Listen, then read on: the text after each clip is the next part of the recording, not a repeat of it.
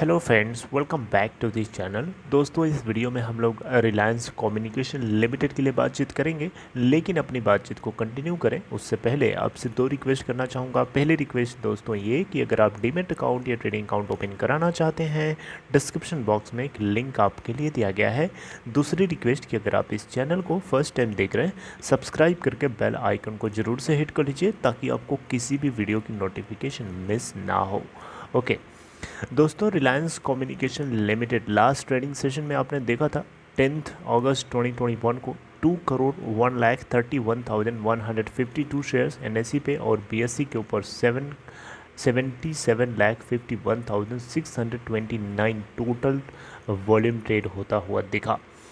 दोस्तों, Reliance communication limited को देखने का सबका अलग अलग नज़रिया हो सकता है। ज़रूरी नहीं है कि ये नज़रिया हर किसी का एक जैसा हो। मेरा नज़रिया अलग है, आपका नज़रिया शायद मेरे नज़रिए से अलग हो सकता है, लेकिन मुझे लगता है कि आप मेरी बात से सेटिस्फाई होंगे। देखिए, मेरा मानना है कि हर किसी को अपनी अपनी बात को रखने का अधिकार है। रिलायंस कम्युनिकेशन लिमिटेड एक घोड़े की तरह है, एक काले घोड़े की तरह है, जिसके पास एसेट्स तो हैं, लेकिन उन एसेट्स को सही से मैनेज करने वाला कोई नहीं है। रिलायंस कम्युनिकेशन वो काला घोड़ा है जिसके ऊपर सवारी तो हर कोई करना चाहता है, चढ़ के उसके ऊपर मज़े तो हर कोई लेना चाहता है, लेकिन उस घोड़े की केयर करने की बात आती है तो सब लोग पीछे अपनी पीठ दिखा देते हैं, यानी सब लोग पीछे मुड़ जाते हैं, देखना बंद कर देते हैं। ये गलत बात है। ये दोस्तों कहीं ना कहीं बात मुकेश अंबानी के ऊपर बिल्कुल उसी तरीके से फिट होती है जिस तरीके से व्हाट आई मीन टू से, जिस तरीके से एक किसी चीज़ की ज़रूरत होती है और जिस चीज़ को मतलब दो चीज़ें एक दूसरे के लिए कंपैटिबल होती हैं, बिल्कुल उसी तरीके से कहीं ना कहीं मुकेश अंबानी इस जगह पे फिट होते हैं। रिलायंस कम्युनिकेशन लिमिटेड के इस घोड़े को काफ़ी अच्छे से चलाया है, इसके ऊपर राइड भी किया है और मुकेश अंबानी अपने बिजनेस को इस घोड़े की चाल से काफ़ी आगे तक लेके गए हैं। इस बात को आपको मानना पड़ेगा।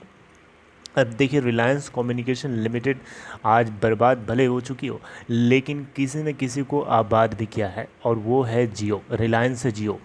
तो मेरा मानना है कि अगर आपने इस घोड़े का आनंद लिया है तो मुझे लगता है कि इस घोड़े को मरने से पहले आपको कूदना ही चाहिए। यानी I mean to say that कि रिलायंस कम्युनिकेशन लिमिटेड का आनंद लिया है रिलायंस जियो ने, तो मुझे लगता है कि रिलायंस कम्युनिकेशन लिमिटेड को बचाने के लिए रिलायंस जियो, या यूँ कहिए कि मुकेश अंबानी को कहीं न कहीं से स्टेप इन करना चाहिए। ये नेचुरल जस्टिस है।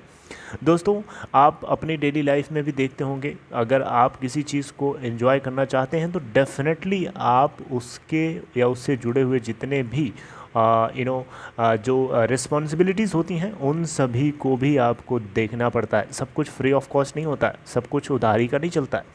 आप उधारी से कब तक चलाओगे किसी चीज़ को, ऐसे नहीं होता है। तो मेरा मानना है कि रिलायंस कम्युनिकेशन लिमिटेड को कहीं न कहीं एक तरीके से सपोर्ट की ज़रूरत है, और ये सपोर्ट मुझे लगता है मुकेश अंबानी दे सकते हैं।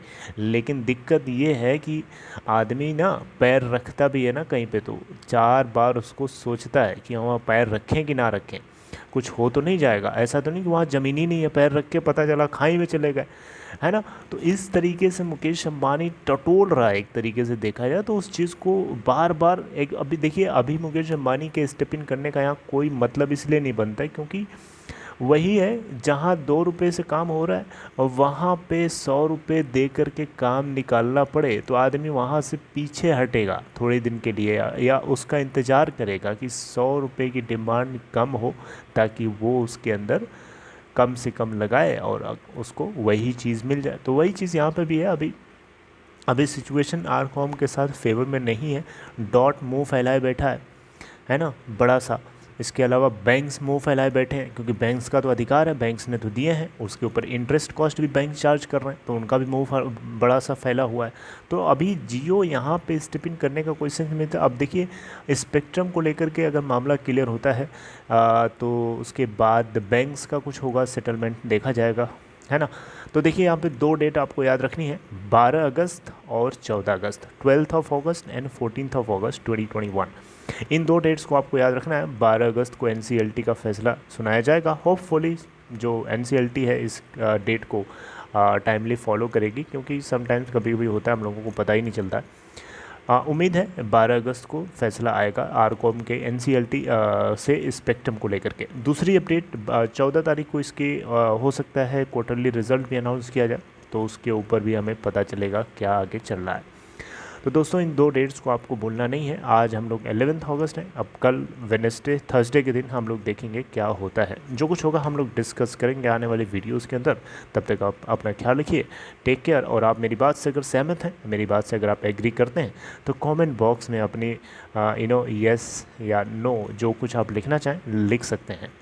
Okay, so this is all, take care.